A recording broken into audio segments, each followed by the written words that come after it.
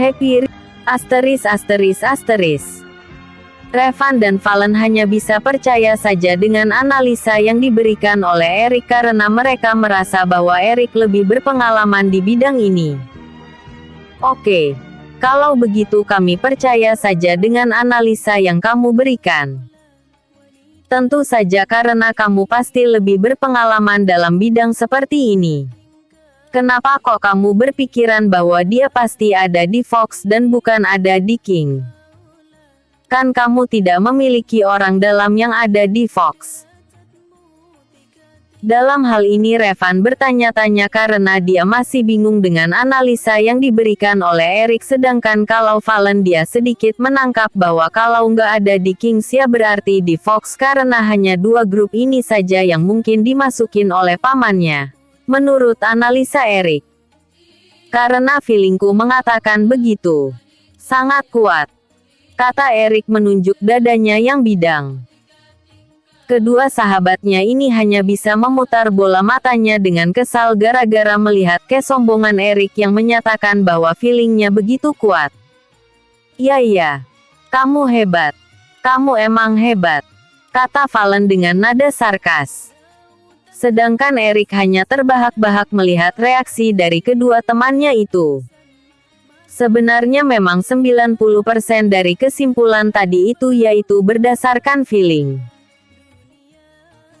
Sedangkan 10% lainnya adalah teknik probabilitas di mana dia berpikir temannya ini adalah orang dalam yang cukup memiliki kedudukan sehingga dia pasti tahu seluk-beluk dari orang yang datang sekitar tahun sekian sampai tahun sekian. Apalagi data yang diberikan oleh Erik itu sangat jelas. Kalau temannya ini berkata bahwa dia tidak pernah melihat orang dengan ciri-ciri seperti Bill di Kings berarti itu adalah kenyataan sebenarnya. Sudahlah, kita tidak usah membicarakan masalah bagaimana aku bisa memiliki perasaan yang sangat kuat kalau pamannya Valen tidak berada di Kings. Intinya aku sudah punya cara masuk ke dalam Fox. Kata Erik riang. Yang benar. Sahut Valen dengan nada tidak percaya. Seperti biasa aku akan menyamar untuk bisa masuk ke dalam geng itu. Gampang kan? Kata Erik dengan nada senang. Baginya menyamar dan menginvestigasi adalah hobinya. Dia sangat senang kalau disuruh untuk melakukan hal-hal yang berkaitan dengan bahaya. Akan tetapi Revan dan Valen tidak setuju, mereka menggeleng-gelengkan kepalanya tanda mereka tidak ingin kalau Erik mengambil resiko terlalu besar untuk masuk ke dalam geng Fox yang sangat berbahaya itu. Karena taruhannya adalah nyawa. Sekalipun mereka tahu bahwa Erik itu sangat berpengalaman di bidang nyamar-menyamar. Akan tetapi mereka tidak rela kalau sampai Erik masuk ke geng Fox dan kemudian tertangkap basah. Bisa-bisa nyawa Erik itu bisa melayang. No. Sudah banyak nyawa yang sudah dikorbankan di dalam kasus ini. Aku tidak mau menambah deretan orang yang dekat denganku yang mati di tangan mereka. Sudah cukuplah orang-orang yang sudah berkorban termasuk ibuku yang meninggal di tangan Paman Bill. Jangan lagi ada yang harus berkorban nyawa di sini. Kata Paling sambil menggeleng-gelengkan kepalanya tidak setuju dengan apa yang dikatakan oleh Erik. Begitu pula dengan Revan yang tidak setuju dengan apa yang dikatakan oleh Erik. Kali ini aku setuju dengan apa yang dikatakan oleh Valen. Jangan kamu yang masuk ke sana. Kalau memang kamu tidak memiliki link ke sana, aku harap orang lain saja yang menyusup ke sana. Atau anak buah kita yang memata-matai gerak-gerik dari kelompok ini. Jadi kita bisa tahu apakah Bill ada di sana atau tidak. Kata Revan menambahkan apa yang dikatakan oleh Valen. Tenang. Kukira ini adalah sebuah keberuntungan di pihak kita. Aku kenal dunia hitam bukan hanya penjahat saja. Tapi juga dunia prostituai. Jangan bilang kamu masih pada kebiasaan lama kamu suka jajan. Potong Revan dengan raut kesal yang tidak dibuat-buat. Hei, aku hanya masih berteman dengan mereka. bukan menikmati mereka. Kalau gak kepepet sih. Hahaha. Erik tertawa terbahak di mana kedua orang sahabatnya hanya diam dan menatapnya dengan tatapan datar.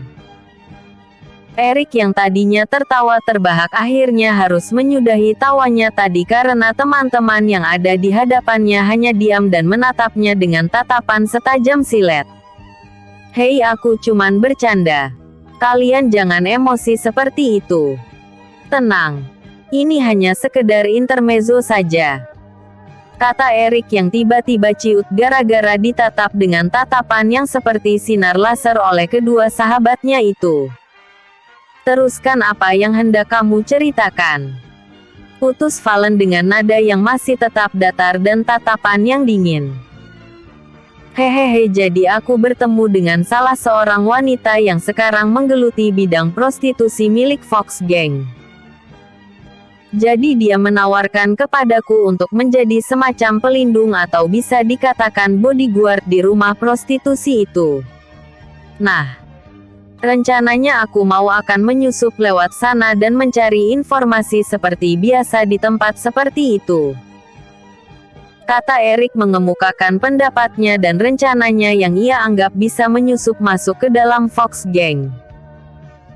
Valen dan Revan tampak berpikir keras, mereka tidak ingin mengorbankan sahabatnya itu untuk sekedar mencari data atau informasi dari geng yang menakutkan semacam Fox. Akan tetapi memang cara yang akan dilakukan oleh Erik itu relatif lebih aman dibandingkan kalau kemudian terus menyusup langsung ke tempat markas dari Fox. Gimana? Ideku luar biasa kan?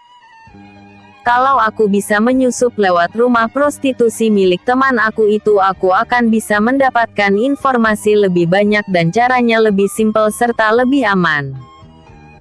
Kata berusaha meyakinkan kedua sahabatnya itu bahwa jalan yang dia pakai itu jauh lebih aman untuk bisa segera mendapatkan lokasi di mana Bill ada. Valen dan Revan saling bertatapan.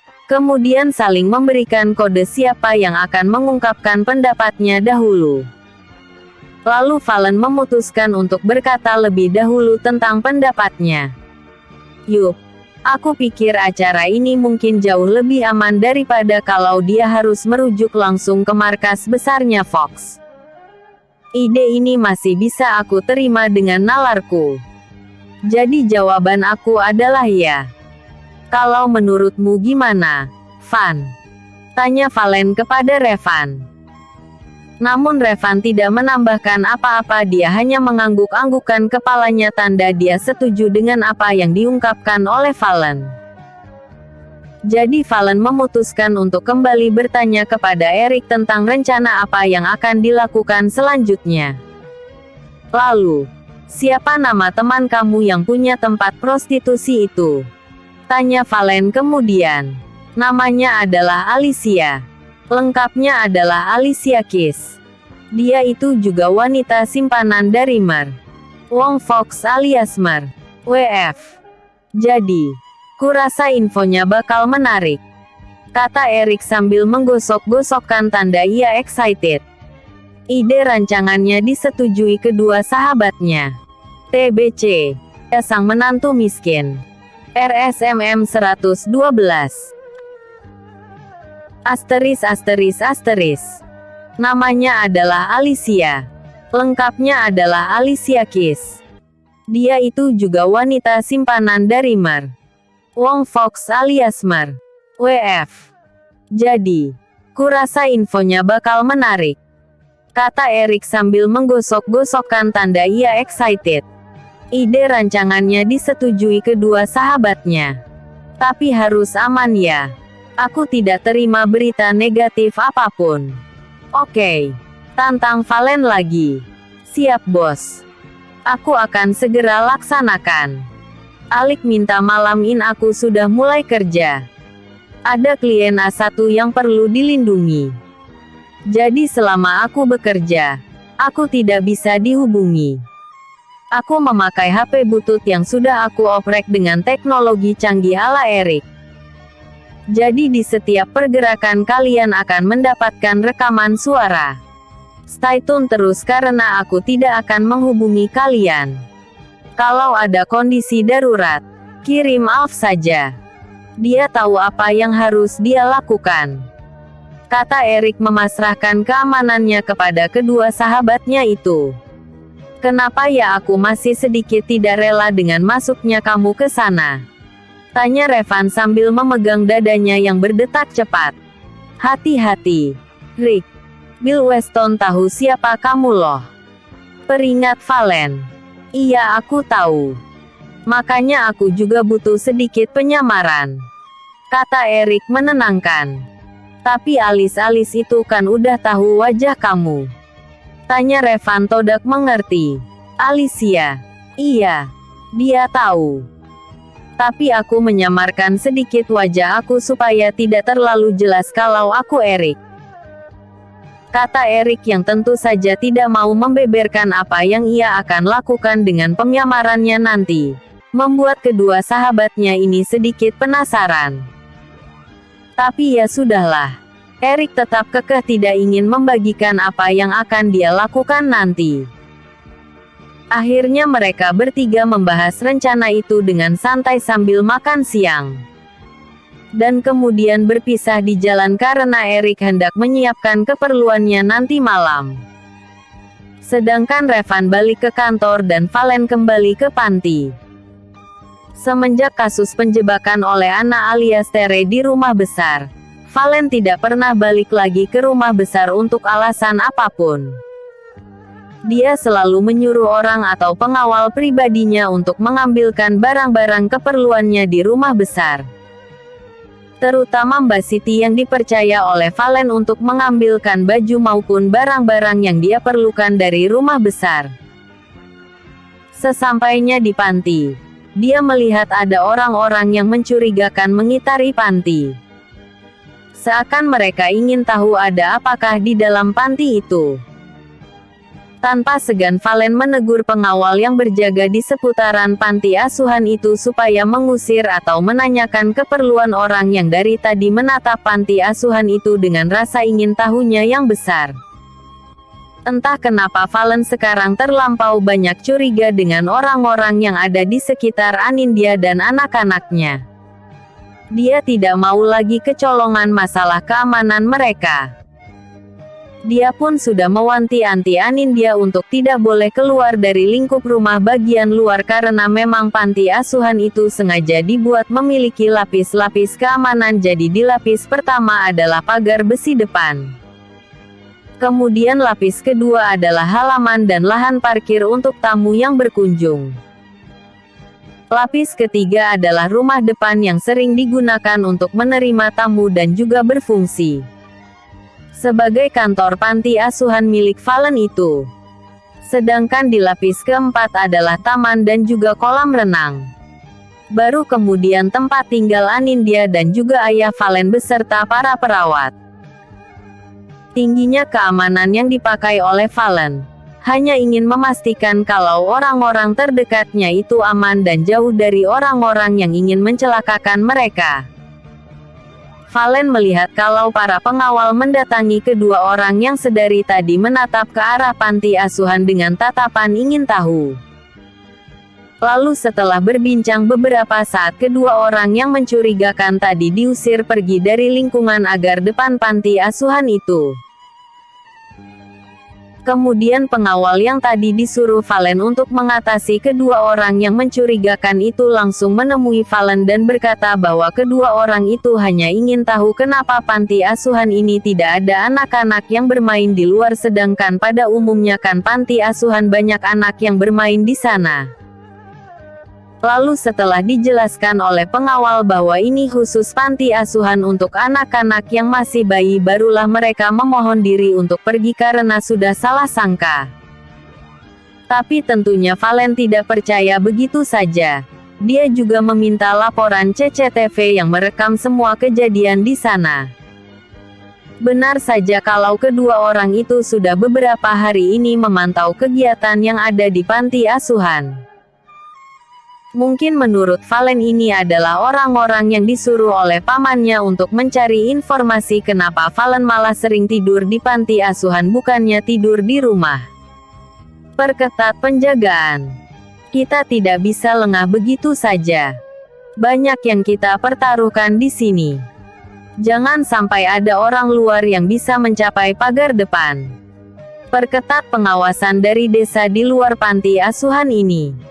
Perintah Valen kepada kepala pengawal yang ada di ruang CCTV.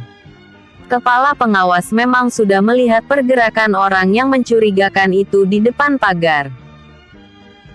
Tapi karena belum ada instruksi langsung dari Valen agar mengklirkan area depan pagar, maka kepala pengawal itu membiarkan saja selama mereka belum memasuki ke dalam areal pagar. Kepala pengawas tidak ambil tindakan. Valen memperketat penjagaan mulai dari desa yang mengelilingi panti asuhan itu sampai ke area pagar depan supaya benar-benar aman. Bahkan bukan itu saja, sekalipun tembok di belakang panti asuhan itu sudah sangat tinggi, tapi dia juga tetap menyiagakan alarm dan juga pengawal yang mengawasi areal belakang dari panti asuhan itu. "Baik Tuan Muda," kata kepala pengawal, dengan nada hormat. Dia langsung menginstruksikan hal yang sama kepada anak buahnya yang berjaga di daerah desa sebelum masuk ke areal depan panti asuhan. Valen bergegas masuk ke dalam areal rumah panti asuhan itu karena dia sudah ingin bertemu dengan istri dan anak-anaknya. Juga kabarnya ayahnya hari ini sudah bisa berjalan dengan lancar tanpa menggunakan bantuan tongkat maupun kursi rodanya. Valen merasa bahagia dengan perkembangan yang dia lihat dari ayahnya. Mungkin ini juga pengaruh dari kedua cucunya yang memberikan semangat kepada ayah Valen ini untuk bisa cepat sembuh. Padahal kedua cucunya ini belum bisa ngapa-ngapain, tapi ketika melihat mereka berdua, ayah Valen ini merasa terpacu semangatnya untuk bisa sembuh dan bisa menggendong kedua cucunya itu. Apakah ini mungkin karena dia pernah kehilangan sosok anak yaitu Valen ketika kecelakaan? Walau waktu itu saat Valen kecelakaannya udah dewasa, tapi lamanya dia tidak bertemu dengan Valen membuat dia merindukan sosok keluarga di dalam rumahnya.